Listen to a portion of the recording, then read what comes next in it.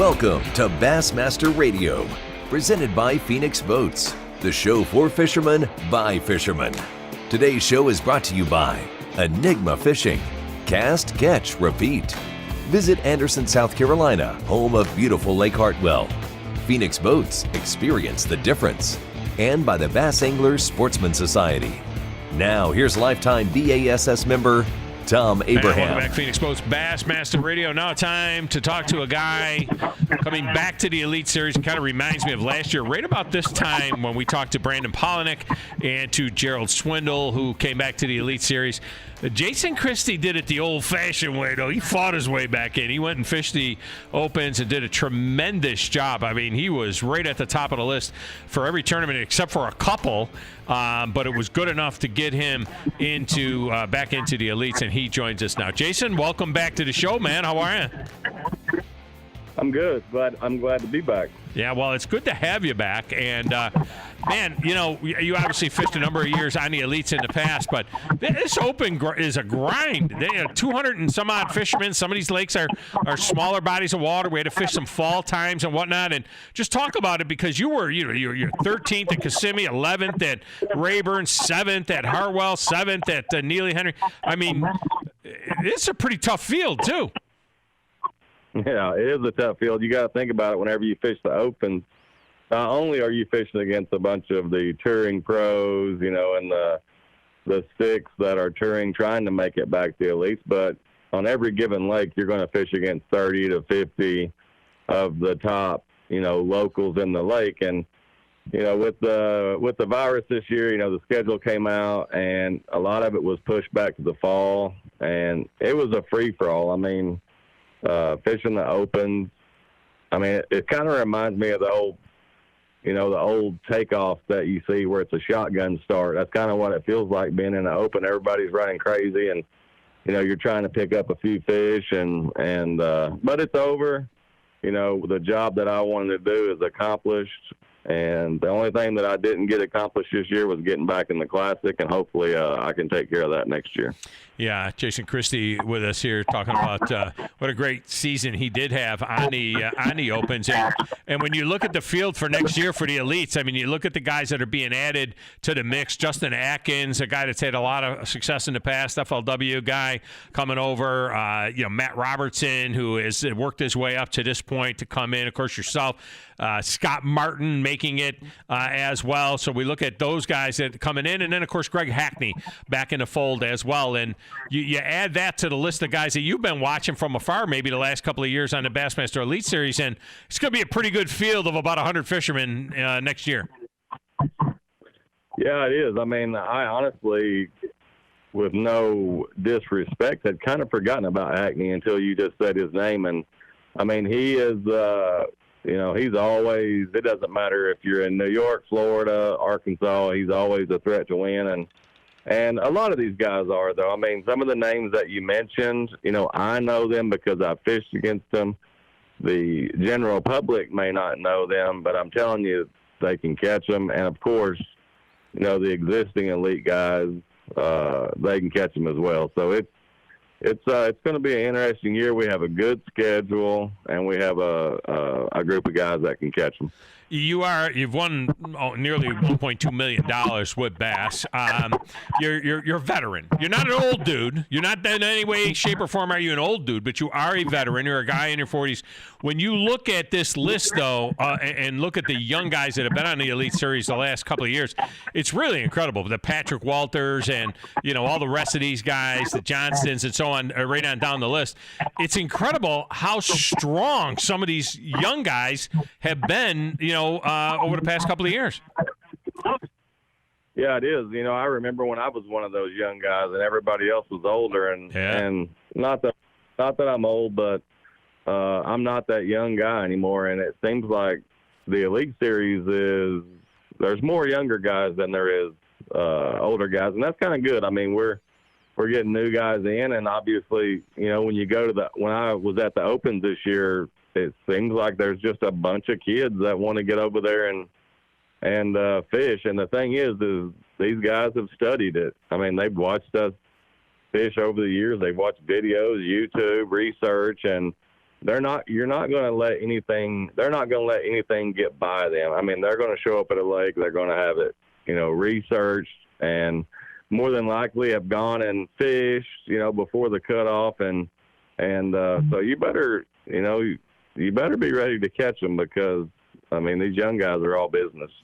Everybody's all business, but especially these young guys. Everybody is all business. 5 first-place finishes with bass over the years, and Polinick came back this year, had a really nice year, finishing the top 10.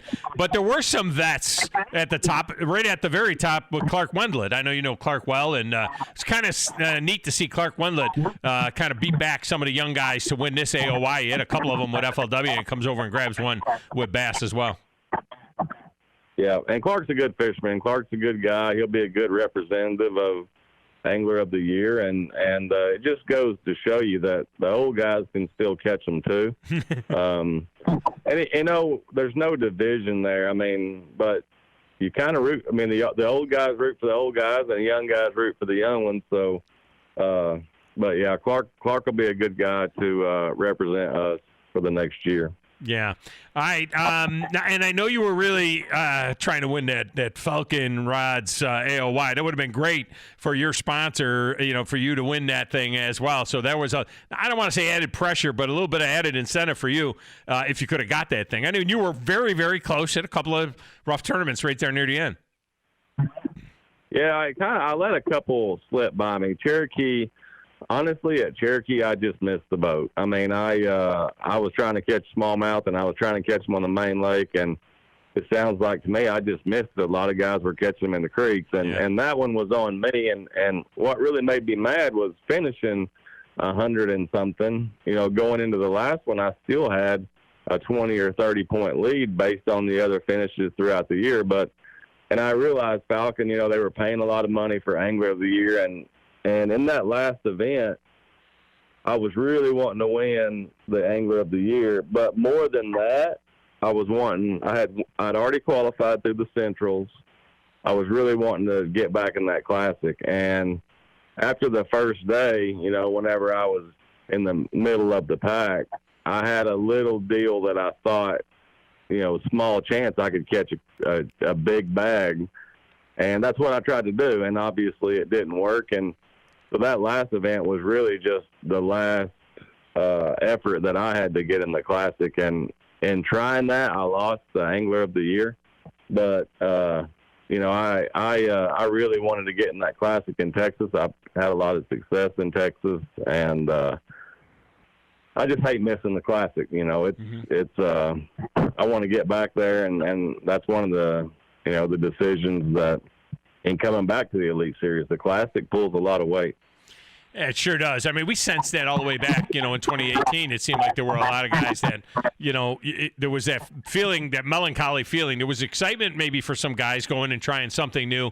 But on the other hand, you could feel that it was palpable. And Swindle talked about this. It was like, you mean I'm not going to be on the stage in front of 15,000 people, doing this? And there's just nothing like it. You can't replicate that, right? You just can't go and invent a Bassmaster Classic. It takes 50 years to have a 50-year thing like the Bassmaster Classic.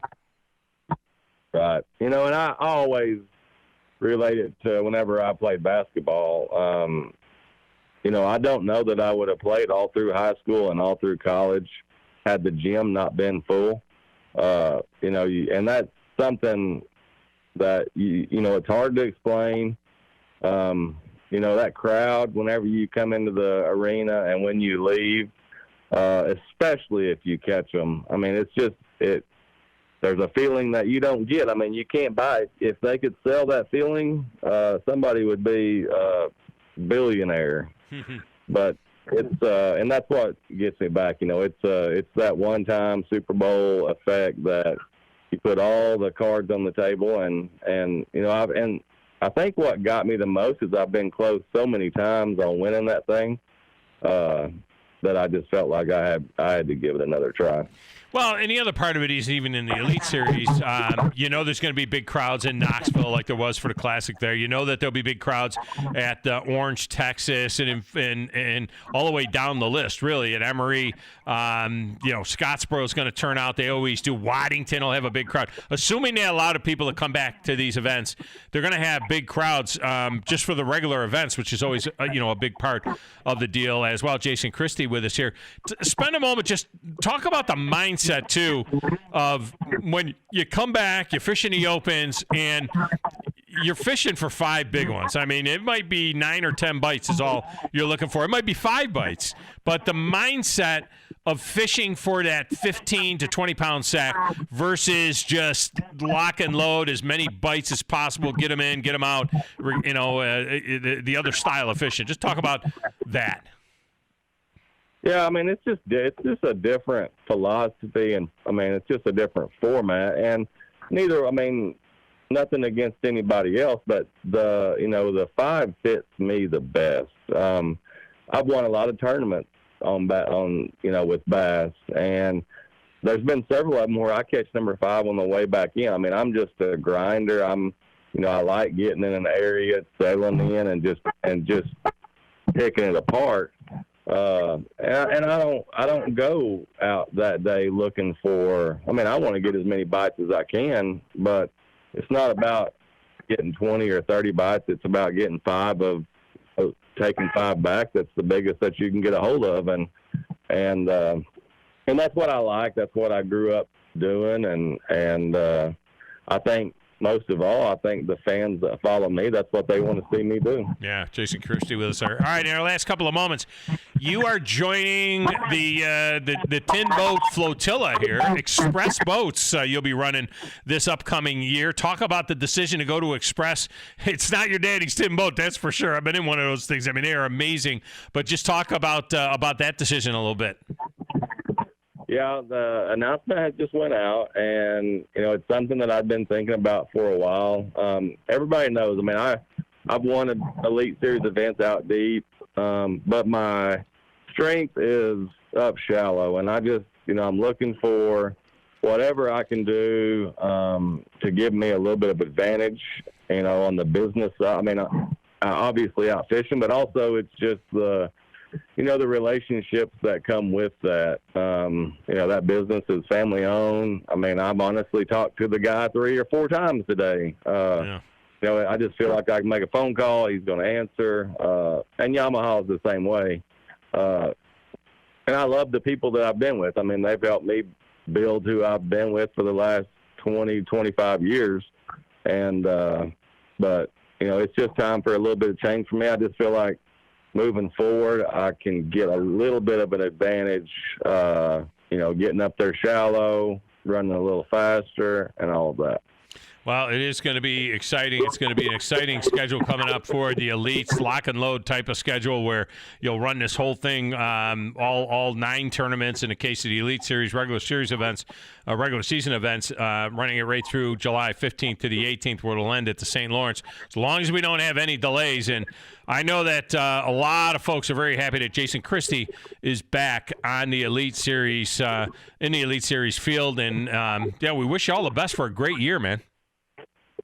Thank you, and I'm happy to be back as well. I'm excited again, and whether it's a great year for me fishing or if it's not a great year, I'm going to have a lot of fun over there fishing for 5. Yeah, well, you're going to fish for 5, and you're going to fish to get back into that Classic for the 2022 Classic, and I got a good feeling that we're going to be seeing you there. Thanks, man. We appreciate it. We'll see you out there. All right, see you. All right.